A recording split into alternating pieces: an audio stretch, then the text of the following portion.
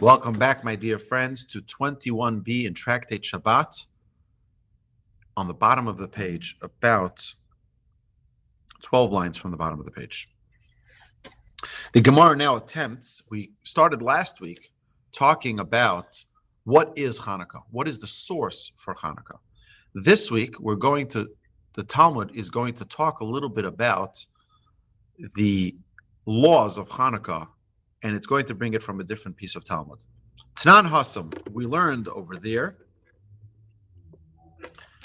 and this is in Tractate Baba Kama 62b.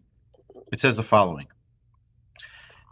Gates hayotze mitachas hapatish b'yotze vehizik. If a spark flies out from under a blacksmith's hammer and went and damaged another person's property, chayav, the blacksmith is liable. So he's banging his hammer, a spark goes out, burns the neighbor's barn, you're responsible. Gamal sheta'un pishton v'hu over b'rishos harabim. If a camel laden with flax was passing through the public domain, it was going through like the narrow alleyways in Jerusalem, for example. V'nichnisa pishtono l'toch hachanos, and the flax protruded into a shop. V'dolka b'neiro shel chenvani, and it ignited by the shopkeeper's light. So the shopkeeper has a little candle burning. The camel goes through with all of that flax hanging over it, and now catches fire. V'idli kesabira, and the burning flax then set ablaze a mansion. Bal hagamal chayev, the camel's owner is liable for all the damage to the building. However, if the shopkeeper placed his light outside of the shop, then the shopkeeper is liable. Rav Yehuda Amar, you hear this, Yehuda? Rav Yehuda Amar, B'ner Chanukah Patur. If the shopkeeper's Chanukah light was outside, he's not liable. An inference is drawn from this Mishnah.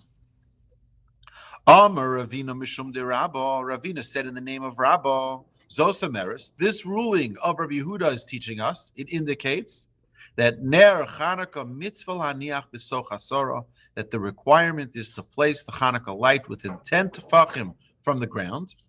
The isal kadaitach l'mala me'asora, for if it enters your mind that one may place it above 10 tefachim. What is 10 tefachim? Tefach is a hand's breadth. So this is a tefach, 10 of them from the ground. So it'd be about this high.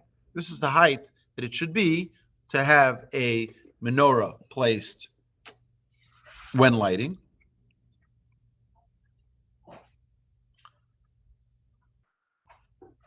If it enters your mind that one may place it above 10 tefachim, even in the first place, lemole, let the damaged property say to the shopkeeper,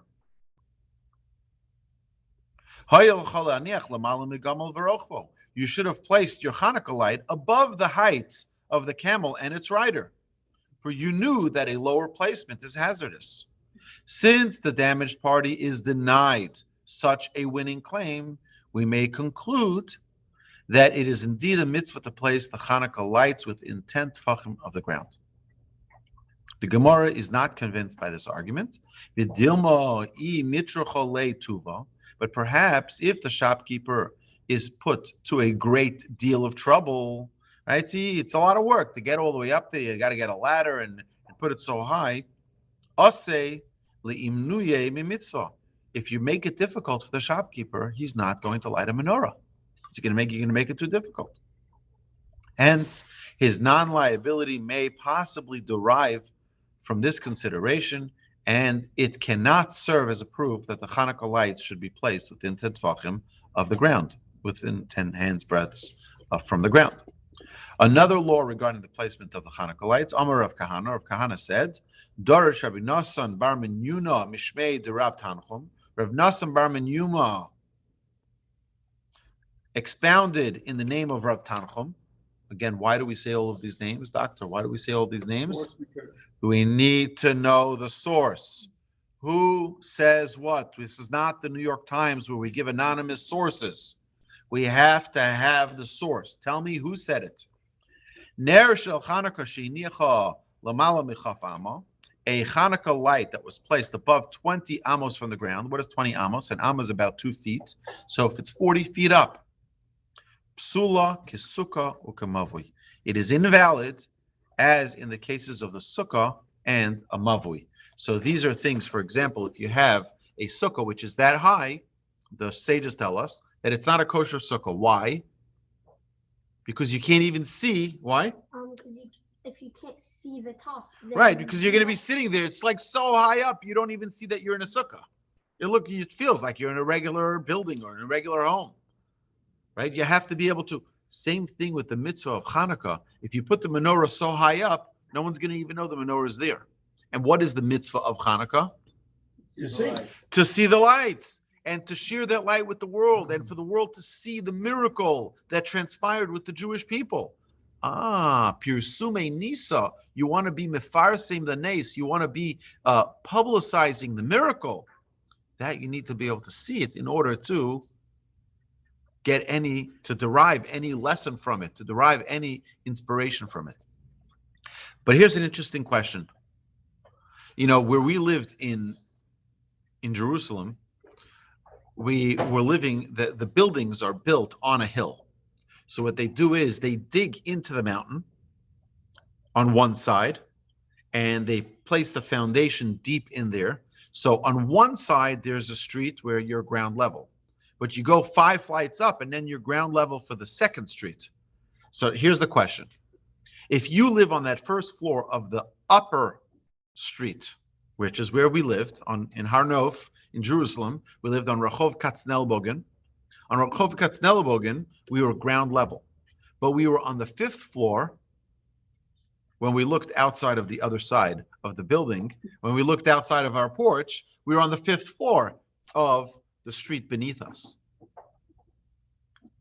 So what's if you light your menorah on the 5th floor facing one way, but it's really on the 1st floor facing the other way? No, you have to, it's judged by the door of entry to that particular place. But the door, you can have a door that's facing the street. You can you put it on the window. You're not putting it by the door. You put it by the window, let's say. Most people put it by the window when there's not an ability or it's unsafe to put it by the doorway. So people put it by the window. So if you're driving by on one side, it's at eye level. If you're driving by on the other side, you got to look up 50 feet to see it. So it's valid on one side and then valid on the other. So is the placement of the menorah valid, period? That's the question. It's valid in relationship to the door of entry. Would be, and I'm just guessing. So that's how I rule. Right, and you have in many buildings where you have 8 floors, 10 floors up. The guy who lives all the way on the top floor, there's no chance that anyone can see that, and that's way, way higher than the sight of the typical eye. So what do? In those cases, those people light it outside by the front door of the building.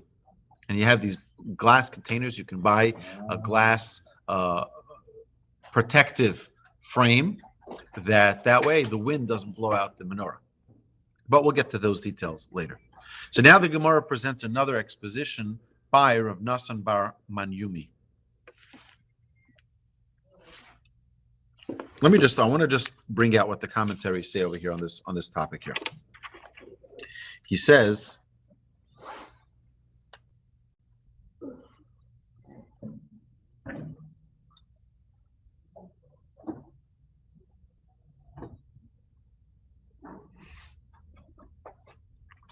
so such a placement publicizes the miracle to a greater degree, for one who is making use of a lamp's illumination does not place his lamp that low.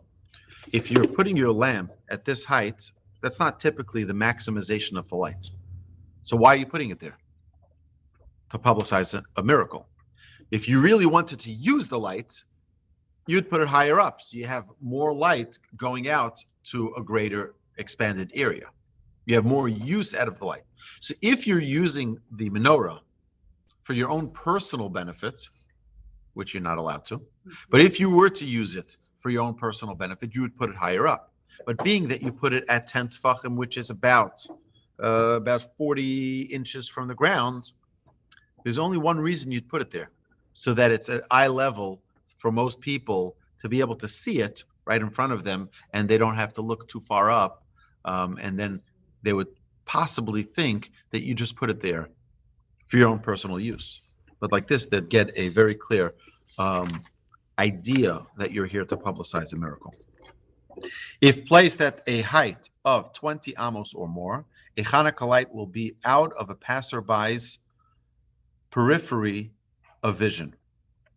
And so the goal of publicizing the miracle will not be achieved. Although the Amora rules the Hanukkah light, in this case, invalid, the shortcoming is easily remedied. One need only extinguish the flame, properly reposition the menorah, and then kindle anew in the correct place. Right? So you don't need to, redo the whole menorah. Just extinguish it, bring it downstairs, bring it to the height that it needs to be, relight it, and you're good to go.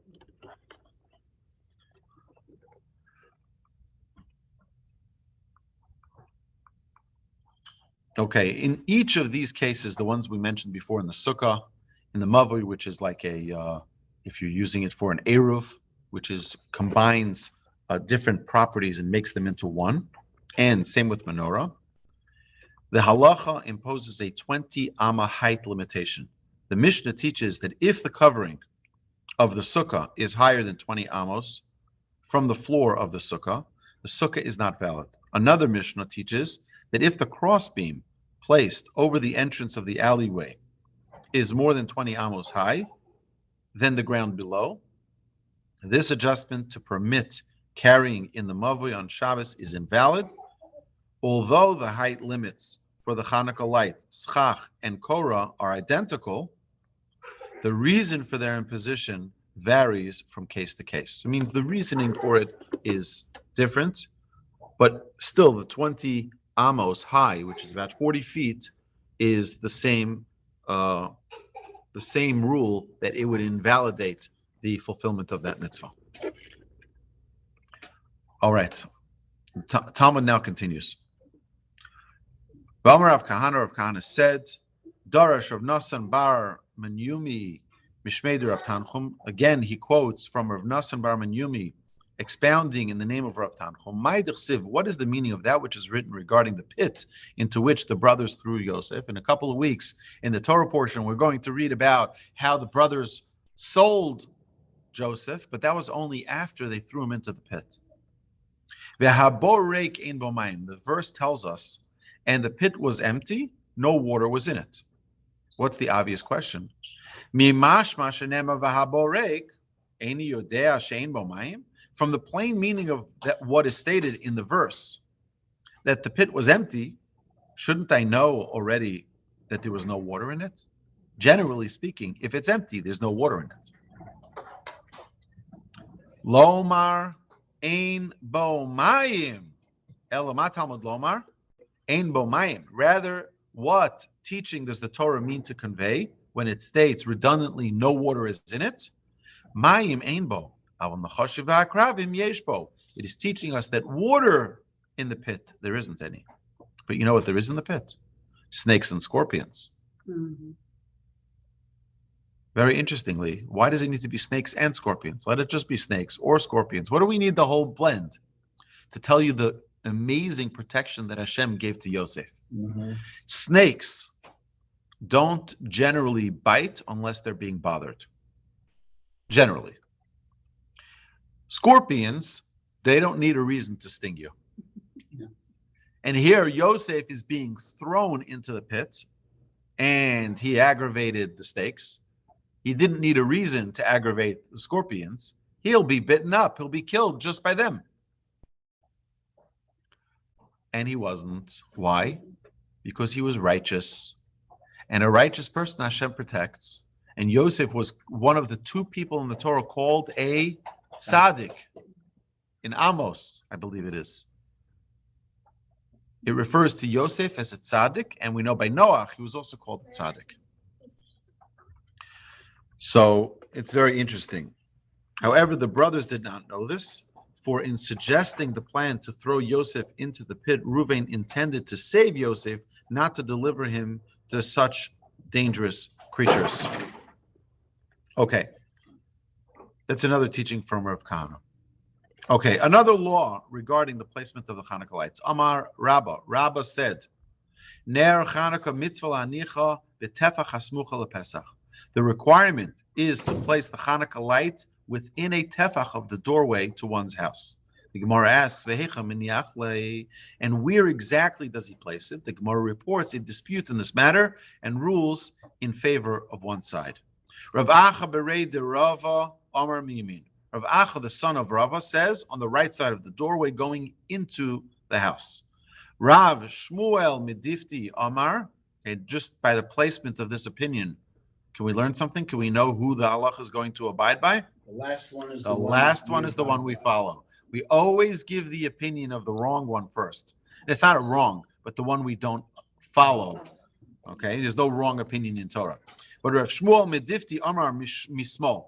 But Rav Shmuel from the Babylonian town of Difti, he said on the left side. Behilchasa Mismol, and indeed the law is that the Hanukkah light is placed on the left side. Kedei sheteher ner Hanukkah mismol u'mezuzah miyamin, so that the Hanukkah light shall be on the left side when one enters the doorway, and the mezuzah be on the right. And we should be encircled, completely consumed by mitzvahs. Every time we walk into the door, we have the mezuzah protecting us on the right. We have the menorah protecting us on the left. And the commentary here says,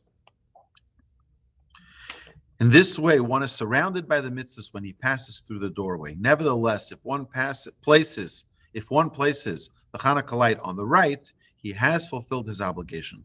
The requirement of placing a mezuzah on the right doorpost is derived exegetically. We mentioned this previously when we learned this Talmud. Maybe we'll go back to it one day. But the Torah teaches us that it's placed on the right side, the whole right side of the person. We have kindness is on the right, and din, judgment, is on the left, which is why the halacha tells us that when we wash our body, we learn this in our Halacha Living Jewishly podcast. We learned about how to get dressed, how do we wash ourselves, how do we bathe. We always deal with the right side first. Always the right side goes first. Why? We want to bring kindness into our existence. We want to have the shefa, the flow of kindness come upon us as opposed to judgment. Kindness means expanding. Judgment means limiting.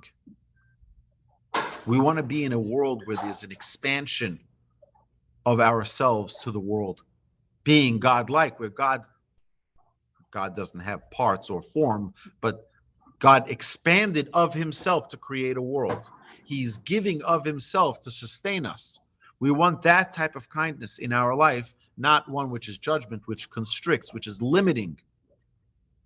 Hashem should bless us that our Hanukkah should be so filled with light that we shine that light out to the world. It's a great opportunity to be a light unto the nations. It's the only mitzvah that we have that we publicize outside to the world. We don't put Hanukkah by our front window. We don't put matzah by our front window. We don't put our sukkah in the front window. Many people hide their sukkah. They put it in the back of their homes. They don't need the whole world knowing about their mitzvah. We don't hang a shofar by our front window on Rosh Hashanah. And we don't hang a kittel or our slippers on our front window on Yom Kippur. Yet, Hanukkah, we place the mitzvah of lighting the candle facing the world. You know why? Because our responsibility as Jews is to never hide from our responsibility of bringing light to the world. That's what we're about. Our job is to show, yes, this is the way we pay our taxes, with every single I dotted and with every single T crossed, and make sure that we're accurate and making sure that we are proper in the way we act.